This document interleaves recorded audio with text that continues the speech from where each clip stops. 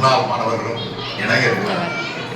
இது மூலமா பள்ளிக்கும் பொது சமூகத்துக்கும் இடையே ஒரு நல்லிணக்கத்தை உருவாக்குறதுல பெற்றோர்கள் மற்றும் ஆசிரியர்களோட முன்னாள் மாணவர்களும் இணைந்து சிறப்பாக செயல்பட இருக்காங்க.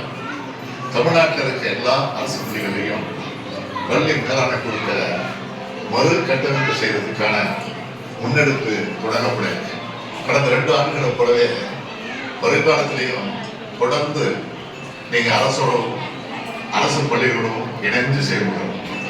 எனவே பெற்றோர்கள் முன்னாள் மாணவர்கள் அரசு பள்ளிகள் நடக்க இருக்க மறு கட்டமைப்புக்கான கூட்டத்தில் பங்கேற்று சிறப்பாக செயல்பட்டு அரசு பள்ளிகளை செம்மையாக்கி மாணவர்கள் சேர்க்கையை அதிகரிக்கணும்னு உங்களை அன்போடு அழைக்கிறேன்.